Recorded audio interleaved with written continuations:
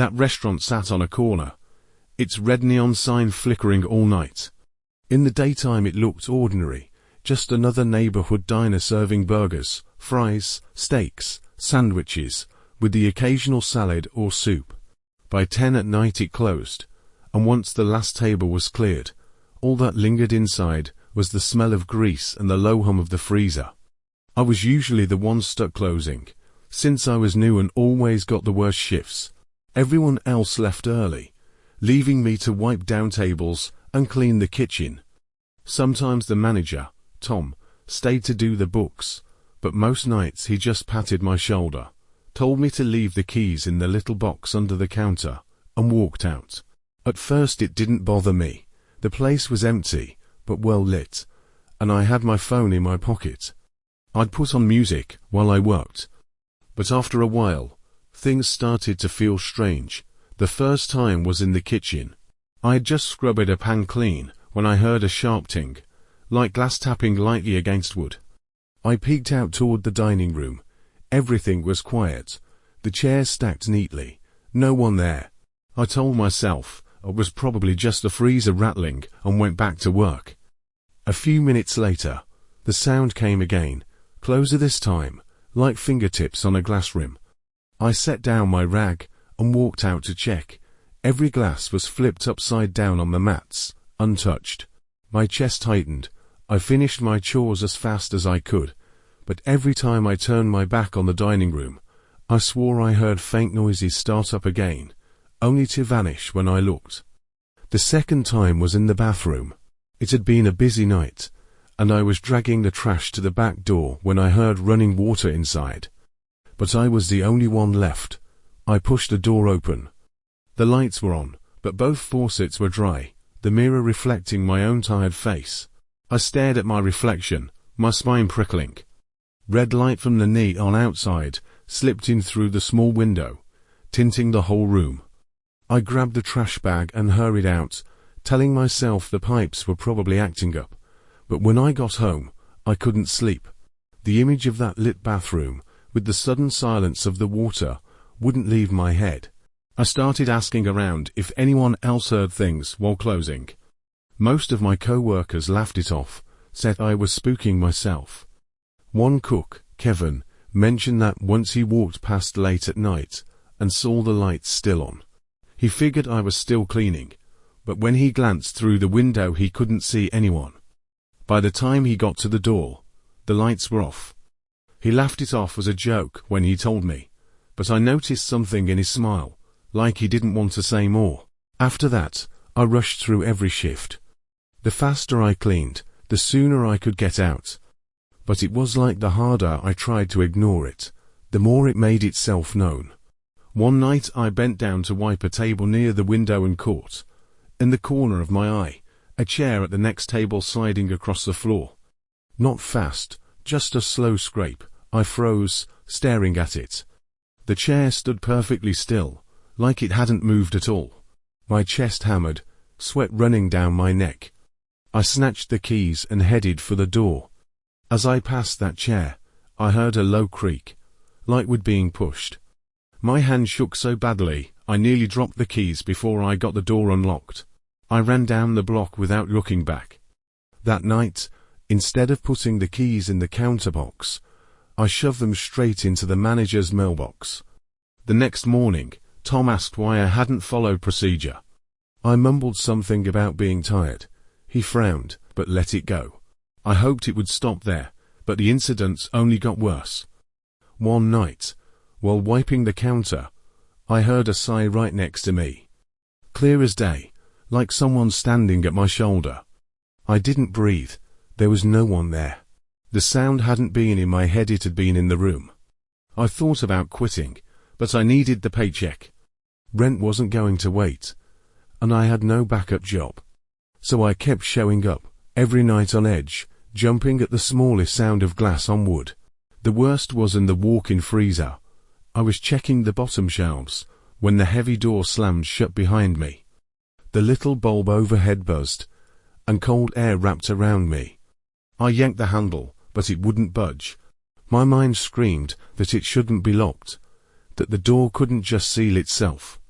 My breath came out in white bursts as I pounded the door, throat tight, no sound coming out. Then, just as suddenly, the door swung open, light from the kitchen flooded in. The restaurant was silent, as if nothing had happened. I stumbled out, legs trembling, mind blank. And I understood, whatever this was, I couldn't keep pretending it was nothing. The next day I handed in my resignation, without explanation. Tom frowned again, but signed it. I packed my things and walked out for good, but sometimes, when I pass that street at night, I still glance toward the diner. The neon still flickers, and through the glass, you can see people eating burgers or sipping coffee. Yet if I stand too long, I always notice something, a shadow slipping behind the counter, or an empty chair that looks a little too occupied. I never go closer. I don't need to, because I remember the freezer door shutting, and that cold, steady pressure on my back. It hadn't been my imagination. It had felt exactly like hands. Working the night shift at a fast food place isn't anyone's dream job, but it gave me freedom. I didn't have to sit through classes during the day or push through crowded hallways. Late at night the customers were usually truckers, drunk kids, or nurses and cops finishing their shifts. After midnight, the place got quiet, just the hum of the fryers and the AC pushing air through the vents. That Tuesday, the dinner rush had already passed. It was just me and another co-worker, Melanie. She handled the front counter while I stocked up supplies and cleaned the fryers. By 1 o'clock, the silence I knew so well started pressing in. The restaurant lights glared brightly, but the place still looked emptier than in the daytime. Out in the parking lot, only a few street lamps cast weak circles of light, stretching shadows across the pavement. After Melanie rang out the last customer, she shut the register and told me she was grabbing a broom from the back. I just nodded, dumping another batch of fries into the warmer, steam hitting my face. I remember wondering if I should sneak myself a cheeseburger later, since I was starving. That's when I heard the sound at the front doors. The automatic doors slid open. I looked up. No car pulled in. No one came through. The lot outside was just as empty, but the doors had moved like someone pushed them. When Melanie came back, I asked if she'd heard it. She laughed, said it was probably the wind.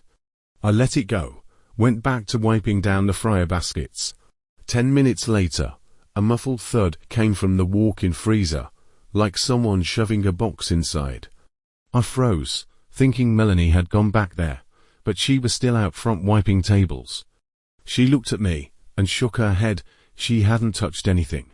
The freezer door was shut tight, blue vinyl strips hanging still. I pulled it open. Everything inside was stacked neatly, silent, but for the hum of the compressor. I even slapped the boxes, just to prove they were solid. Nothing, back at the fryer. I couldn't shake the unease. Melanie noticed and smirked. "Don't tell me you're scared the frozen nuggets will crawl out." I gave a weak laugh, but it died quick because at the end of the hallway, a shadow flickered across the door's small glass window. That door was bolted. I'd checked it myself. I dropped the rag and hurried over. Outside, the parking lot sat empty under yellow lamps. Melanie came up behind me, asking what I was looking at. I didn't answer. I tugged the lock again, still fastened. My stomach sank. Then, from the front counter, the soda fountain roared to life. Ice clattered, followed by the hiss of soda filling a cup. We both froze. Melanie sprinted over first. A cup sat perfectly under the nozzle, filling up by itself. Neither of us had touched it. When I walked closer, the machine stopped on its own, leaving the cup fizzing over with bubbles, like someone had just pressed the button. My arms broke out in goosebumps. Melanie held the cup up with shaking hands. I swear I didn't touch it. Before we could process it, the fryer alarm went off in back. The basket lowered itself into the hot oil, grease spitting everywhere. I knew it had been empty. There was nothing in it. The stench of burning oil hit fast, suffocating. Melanie backed away, white-faced. I yanked the plug out of the wall, The noise stopped. She whispered she was calling the manager right then. I grabbed her wrist, telling her not to. Truth was, I had no plan. I just knew, if we panicked, it would spiral. I walked up front again, scanning the empty dining area. Chairs lined up neat, windows showing nothing but black outside. Still, I couldn't shake the feeling something was hiding, watching, in the places the light didn't touch. The clock crawled to 2 a.m. I decided we were closing early. Melanie dragged out the trash, while I went to shut off the freezer light. My hand had barely touched the switch when I heard it breathing, slow and heavy, from inside. My skin crawled. I shoved the door open. Frosty air hit me in the face. The rack stood empty, but the sound slipped past me, like someone exhaling right at my ear. I stumbled back and knocked over an empty box. The crash echoed loud. Melanie came running. I didn't hesitate. We're leaving. Now. She nodded without a word. We didn't clean, didn't reset anything. We just flipped the lights on, double-checked the back lock, and bolted out the front. Cold night air filled my lungs, dragging me back to reality. The lot was still deserted, only the faint squeal of tires on a distant road breaking the silence. We climbed into our cars. Neither of us spoke. My hands trembled against the steering wheel, my mind replaying the sight of that soda cup filling itself, the fryer basket lowering without anyone near. Those were machines we knew better than anything, and that night, they weren't ours to control. The next morning the manager called, furious about the mess we'd left. I muttered something about equipment malfunctions. Melanie stayed quiet until after I hung up. Then, in the softest voice, she said, "You know it wasn't broken machines." I didn't answer. I didn't need to. Every sound from that night was still lodged in my head, looping endlessly, refusing to let go.